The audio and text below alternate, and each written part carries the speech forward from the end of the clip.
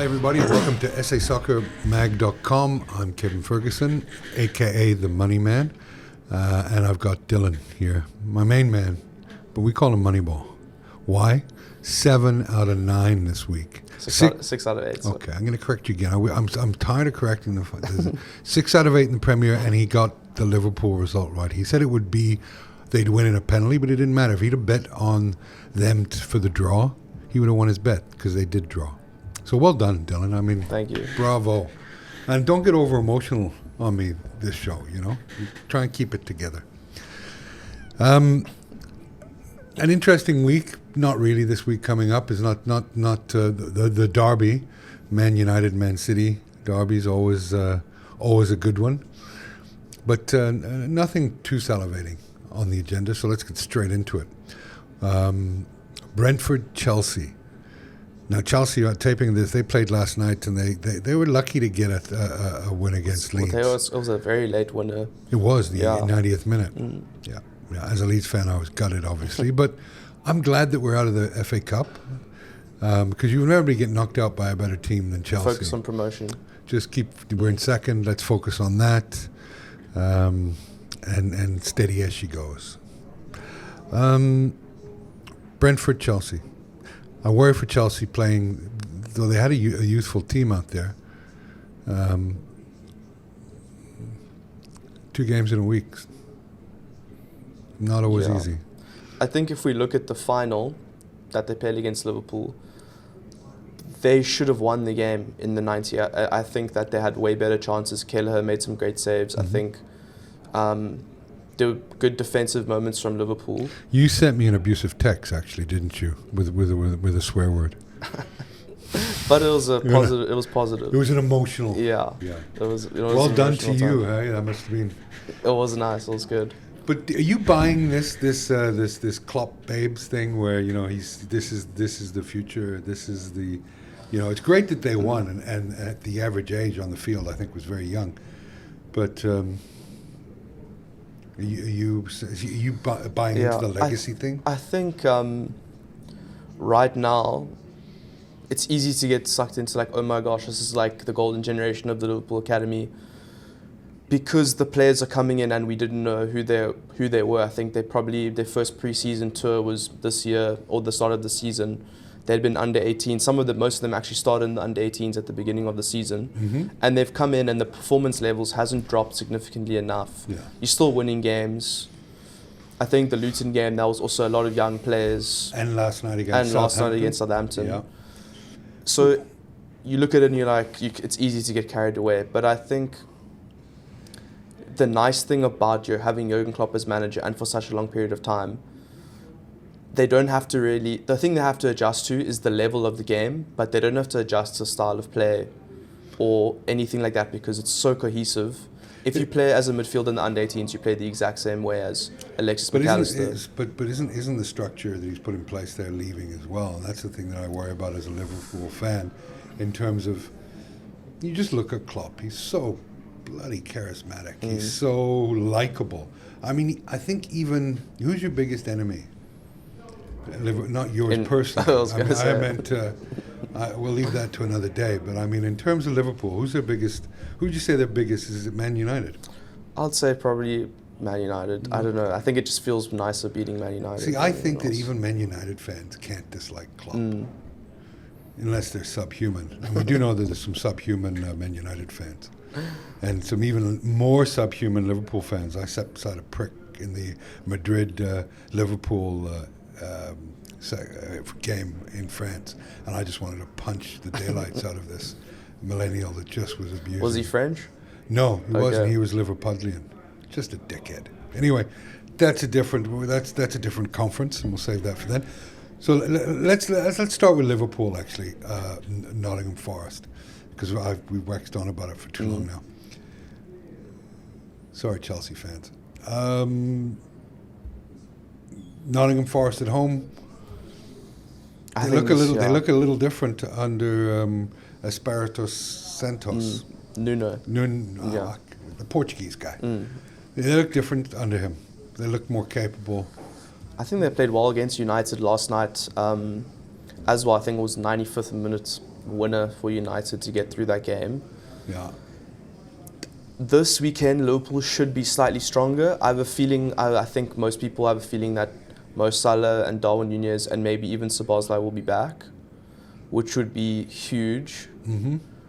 Because all due respect to Southampton, they played very well against Liverpool. They should have actually won that game. They should have put the game away in the first half. Yeah. Playing at Anfield carries... So much. Yeah, I think... Well, what do we talk about from a betting point of view? Soccer is the overwhelming home favorite in terms of, I think, 66% of home teams win in the major leagues. So, yeah, you're absolutely right. But away from home at Forest, who are strong... Strong. I'm saying they're stronger at home, as in like... No, you said strong. You didn't say this. You strong said at home. Strong Choose at home. your generation's got to choose its words. Eh? OMG. I think that if the same lineup had to play against Nottingham Forest and against Southampton, Liverpool would lose. Because playing in the Premier League at home, or just playing at home at Anfield, is completely different to playing away. I think it'll be...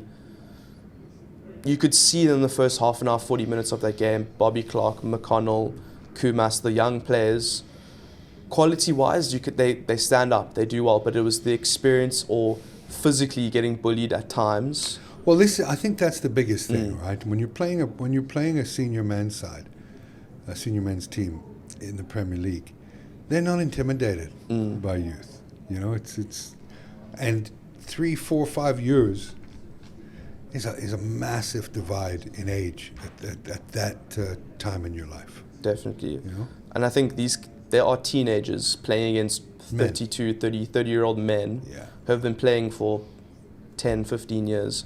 Yeah. They could, it's quality-wise, I think they'll stand up, but it's just the physicality that I think they would struggle with. So if Nunez is back, if Salah is back, McAllister will hopefully play a full game.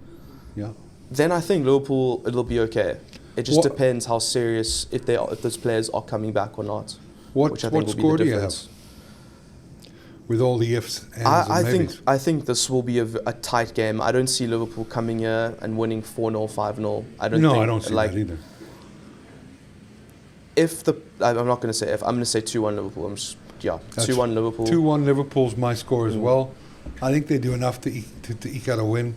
But it wouldn't surprise me if they slip up. I think a draw is very possible. A draw is very possible for this week. Look, the 11-20 on offer on this betting site for Liverpool's too low for me. So, if it was 7, 8, 10, I think that's where it should be. 1.53 on this site. Yeah, it's probably like borderline, but also a bit low. Well, it's lower than 11 to 10. That's 1.55. Okay. I take it math wasn't your subject. No, definitely not fractions or whatever these numbers are. Okay, well, I'll guide you through these numbers. Don't worry. Thank you. Yeah, 2-1 Liverpool for me. Let's get back to Brentford Chelsea. Let's get back to Brentford Chelsea. Talk to me. Brentford have lost a lot of games recently, but their run has been difficult. Twice they've played City, they've played Liverpool. They lost to West Ham, which also isn't necessarily an easy game. West Ham are probably around 6th, 7th, 8th. Chelsea, away from home. I think it's time Brentford get a result here. I think Ivan Toney thrives playing against the inverted commas bigger sides. Yeah. So I'm going to go for... I think Chelsea will score, but I'm going to go for another 2-1 Brentford win at home. Yeah, look, I think the thing we've got to take into account for Brentford is that 2 of those games were against City. 1 was against Liverpool. Wolves, who they won. They lost 3 in a row, but it's and they're starting to potentially get sucked into that relegation zone. Yeah, I think they're probably 4. Now that Everton have got those 4 points back, they're probably closer than they thought they'd be. I think now they're probably like 5 points off. 4 or 5 points off relegation. 4 points. 4 off relegation. 5 off Luton. 5 off Luton. Yeah. So they lose another 2 games and they're right in that mix. Well, you know what they say? If So where are you going? You're going 2-1 Brentford. over Chelsea. Yeah, it's a tough one. I'm going to actually go for I'm going to go for a 1-1 draw in this match. 3.75. It's nice. Yeah, I think they'd be happy with a point here. So yeah, a 1-1 for me on that one. Then we have Everton versus the Hammers. Hammers disappointed me. Well, they didn't disappoint their fans. I had picked Brentford win, didn't I? Yeah. Jared Bowen hat-trick. Yep. Everton at home. Probably feeling a little bit better about life now that case is settled. Yeah. A little bit of breathing room. A little bit of breathing room, but by no stretch out of the woods. Yeah, definitely. Luton are, I think they're probably 3 points or 4 points behind now, but they 5 points behind, but they're definitely pushing up. Yeah. Look, Everton at home, like you say, the home advantage. It's. I'm going to go for 2-1 Hammers win. And I should listen to my gut, but I'm thinking maybe it's gas. I don't know. They seem to have turned a corner. I mean, to score 4 past Brentford. Yeah. I think Liverpool scored 4. City beat them, I think, 1-0 the last time they played them. So you know what? I can't decide. I'm retracting. I'm going to go 1-1. I think 1-1. This is a draw as well. I'm going to go for an Everton 2-0 win. Just something about. I'm not a real Liverpool supporter. The fact that I'm backing Everton. No, I was going to say. I didn't. That slipped by me. I'm getting old. I'm loyal to the money only. So. Well, you're a Gen Z. At 2.08, I'm going to give Everton a 2-0 win. Okay. Yeah. Good for you being loyal to them. This is the game I like for a betting proposition. Newcastle United versus Wolverhampton Wanderers. 10th place this year. Newcastle. Wow, what a drop from last year, huh? I think we spoke about it last week that we talked about Eddie Howe. You talked about Eddie Howe. I did a They little were bit, comprehensively beaten by an Arsenal team, and the Arsenal fans must be, dare to dream. No, if we're speaking about Arsenal, they are, every week it looks like they're getting better. Yeah. They're scoring goals For so fun. freely. Yeah, they scored 21 goals before that, I think, in 5 games. So that is now 25 goals in 6 games. I mean, they're averaging over 4 goals a game for the last 6 games. And they haven't played, not all those games have been, bottom 5 of the league. No. I think Burnley was one of them, but the rest have been Liverpool, Newcastle. It was Burnley. Burnley and West Ham aren't exactly going to set the world on fire, are they? But I get your point. Your point's well made. Newcastle. I think the point that I made about Eddie Howe, I think it still sticks. Look, because it just doesn't. Their performances aren't getting better. I think Arsenal completely. If you look at when the last time they played Arsenal, if you contrast the 2 times they've played this season in the Premier League. Newcastle were absolutely nowhere in the second game, but they were bullying Arsenal. They were in their faces. They were getting under their skin the first time they played. This time they just completely rolled over and they could do nothing. Yeah. And it almost looks like they're playing like that every week now. There's just no. Last season they were probably, I think some people labeled them like the Atletico Madrid of the Premier League because they were dirty, but like tactical fouls, were rough, wasted a bit of time here and there. I don't share the opinions of this young man on Atletico Madrid and Diego Simeone. I'm not saying it is in a negative way. I'm just saying the style of play. Okay. Yeah. The style of play in that. Let's say gritty. Gritty. Okay. Yeah. That's getting under your opponent's skin is a huge part of their game plan. We call it doing the Nina Cherry. But this season, it's just not like that at all. No, and I it's think not. They've lost that completely. Yeah, and I wonder this is why I'm going to back Newcastle this weekend. I just think that they've got too much class there. And Wolves, Wolves are ahead of them. 38 points versus 37. So it's one of those clashes for the top of the middle Six table. pointer. The 6-pointer. So I like Newcastle at home to dispense of Wolves 3-1. 3-1. Yeah. I'm going to go for a 2-1 Wolves away win. Wow. Did I just hear two cojones drop on the table? That is legendary. Just when I think you can't impress me more, you do that. Wow. 2-1. Okay. That's a good one. Good. What does that pay? What's 3.7. Yeah. The Wolves played all right, huh? Won their last two, although against Sheffield United. Beat Tottenham, that's fine. Okay, so 2-1 for you, 3-1 for me, for opposite teams. We'll see what happens after the weekend. Then we've done Forest. Then we got Fulham versus Brighton. I don't know what to make of Brighton. Win, loss, loss, win, draw. It's very inconsistent. I think they've just lost Matoma, which is for an extended period, which is quite big for them. Mm-hmm. But they just haven't dominated teams like they did last season. They or indeed in the first half of this year aren't scoring freely like they were last. Even in the first 6 or 7 games of the season, they were top scorers. They were around top of the table, and then just something happened. And look, when they do win, right? They tend to score a lot of goals. They beat Sheffield United 5-0, and they beat Crystal Palace 4-1. But just in between those games, so it just feels like those wins now. There's 2 or 3. There's a draw or 2 draws and a loss in between every win now. And Fulham at home, they just beat United away from home. Mm-hmm. I'm going to go for a draw on this game. Really? 2-2. I'm going to go for a Fulham win, 2-1. Okay. I think that's Fulham. They're a difficult team. Difficult to rule out just because they also have the most intimate venue in the Premier League, or I would dare say anywhere.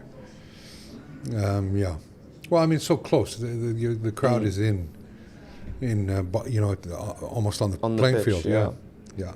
Which I like to see around those Olympic tracks around. And you're watching. No, it doesn't do it for you. Like when a player scores and he has to run 50 meters to get to the fans, doesn't look right. Well, I can understand why me and you wouldn't want to do that. But point taken. So we're differing there again. That's good. Luton versus Aston Villa. I have to go Villa. Yeah.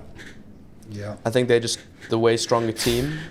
Luton, even though at home they are difficult to beat, I just can't rule out Villa. No, and Luton's lost 3 in a row. Sort of getting back to the old Luton. Luton of old, or Luton of this year. I like Aston Villa to win 2-0. I think it'll be a very close game. I could see it being 1-0 to Villa. Okay. I think I'm going to go 1-0 Villa. Okay. Well, you're entitled to do that. Here's a game that no one wants to watch. Well, except for people in Burnley and Bournemouth. Battle of the Bees. Who cares? Will you be watching the game? If it's... No. But I think Bournemouth exact revenge for the beatings they've taken. I agree. Winless in 5. I think Burnley are so bad that Bournemouth take this 2-0. I agree. I'm also going to go for a 2-0 Bournemouth win. Okay. Man City, the Battle of the Manx. Manchester City, Man United. Who do you think has a bigger chance of slipping on the banana peel this week? Is it Man City? Is it Liverpool? Or is it Arsenal Arsenal playing Sheffield United, sorry. Bank that. I think to look at the historical results of the United City, you could say that United, whenever they play Liverpool, City, Arsenal, their direct rivals, they step it up. And when Liverpool played United at Anfield, no one gave United a chance, and they held out really well, 0-0. That was, I think, that was the only game I think this season that Liverpool haven't scored in. Look, Man City haven't exactly been setting the world alight. They've been winning again, but they haven't kicked into that gear. I think the FA, if we count the FA Cup when Haaland scored 5, that's like, I think now this would be, that's like, I think a couple times this season they've had a result like that, and you think, okay, here they are, and then the next week they draw to Chelsea or they scrape past Brentford 1-0. Well, do you know what the telltale sign for me is? When you look at the goals for and against, I think that Man City are actually third in goal difference. And that's never happened. Yeah, that's not normal. No, that's not They've normal. usually scored 100 goals by this point already. So there's something foul in the state of Denmark or Manchester. They're just not that team this year. And for the first time in a long time, I look, it should be an intriguing contest. But I still have to give it to City. I agree. 2-0. I think I want it to be like the Chelsea game where I talk about how bad they are, how bad United are. Yeah. Then hopefully Ten Hag shows them the video in the dressing room just before the match, like how bad Dylan Johnson says you are. And then they win. Well, here's the other thing as well. These derbies, they're not. I don't know whether it's all the money or whether it's the generation, but there's no grit in these games. There's nobody that gets up. They help each other off the ground, pat each other on the ass. That would never happen in my day. And not that my day was great. Probably what it was, actually. You could get away with a lot of stuff. But a derby for me is like Roy Keane is, snapping people's legs left and right. He only did that once, eh? And that was Alfie Holland, eh? Alfie probably deserved it. Who knows? So it's not the derbies that we know of old. So I don't know what. Look, I'm going to have to pick a 2-0 Man City win, but I hope that that the people playing these games start to get some grit, some bite. Can't keep barking all the time. I think. What I'm sick of, Dill, is watching these football games and guys going down and rolling 14 times, exaggerative, okay, but rolling 6 times in pain. If you're in pain and you go down, how can you roll? I mean, well, what does rolling do? Is that a magic sponge for feeling better? The amount of cheating that goes on in football with guys feigning injuries. And they all know there's cameras, so, a finger goes out. It might have grazed him. Oh, and these reactions, I just want to throw up. It's, we must do a compilation. No, video. it is insane. It's I think insane. it's like one of those character things of like, the one where that, like, that doesn't freak me out, but I look at it and I'm like, you see players,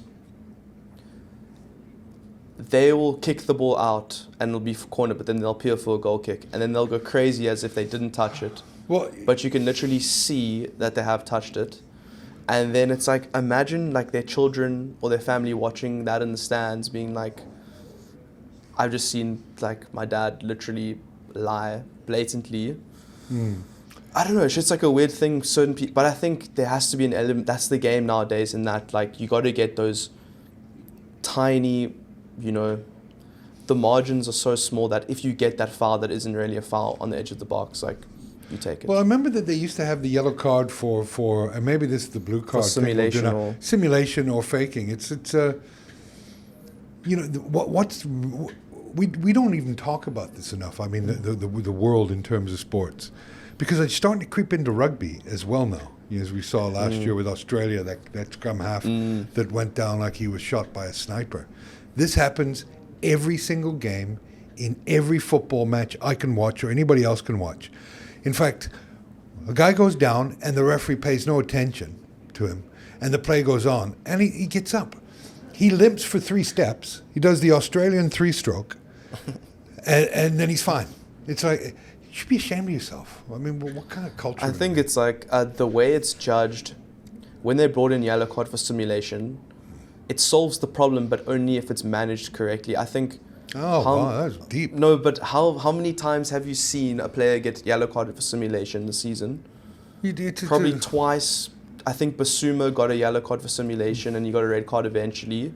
But It's probably about the same amount of day. It's probably about the same amount of dates I've had with Claudio Schiffer.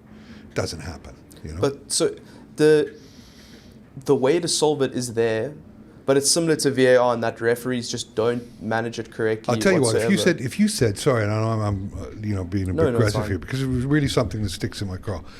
If they said to a guy, if you go down, you've got to spend 5 minutes off the field to make sure that you're okay, to make sure that, because you're feigning the injury, you're feigning it all, we're got to check you out for 5 minutes. You wouldn't see any more diving, any more of this bullshit. So I think the rule is now you have to spend, if you receive treatment, you have to go off for 30 seconds. Change it to 5 minutes. But that's if you receive treatment. Like a lot of players... I think that if you want to get rid of it in the game, if you go down for 5 minutes and fake an injury, or if you go off, if you go down, and they know in the videos what is, it's like send them off for 5 minutes. You'll find there won't be any cheating in football anymore. That all you will really see is serious injuries on the ground, whether someone's got kicked, Roy Keane, or whatever. I think that'll limit. It's wrong for people to be viewing this and having it set as an example of how to play football. Sorry, that's no. I'm on my soapbox here, but wow, that gets me going. I think we won Man City, Man United. Yeah, did you? What's your call? I'm going to go for a 4-1 City win. Wow. I just don't see United. You dropped the cojones on the table again. I love it. I just don't. I think United they just aren't good enough to beat Man City at Man City unless but we've said that they pull that one out the bag that they might. So I just don't see it. I just can't see it. Were you cross-referencing your cojones in a bag? No, sorry. Tempted humor. Let's go down to... Oh, we forgot one. Spurs Palace. Let's get into that quickly. Spurs at home? No. Yeah, Spurs at home. Spurs are at home against Crystal Palace. I think they have enough in them, even though I think Crystal Palace will improve. New manager does that. I think that Tottenham win this game 2-0. I agree. I think even though Spurs lost to Wolves last week, still think they're better than Crystal Palace. Look, and I went on about my rant, but I expect this to be a gritty game. I think 2-0 is good for Spurs. Yeah, I think this derby will be a lot more than the slumber party players playing for Man City and Man United. The ticklers. There's more in this game. Yeah, there is. There is more gravitas in the players. They're all wrapped in cotton wool and all these prima donnas. What should be the bloodiest derby in history? Then we have, who do we have next, Dill? Sheffield Arsenal. Not much to say about this. 6-0 Arsenal, 5-0 Arsenal. Yeah, 5-0 Arsenal. Yeah. No. There's honestly I don't think we really need to get into why. Like you said earlier, 25 goals in 6 games or something. As the song Make it says, 30-7. Sometimes you say it best when you say nothing at all. 5-0. I also go with 5-0. Okay. And I think that is a wrap. Thanks for tolerating my rant and rave. That's okay. And well done on last week. Impressive. Thank you. You're an impressive human being. Thank you very much. You're welcome. Cheers. Cheers.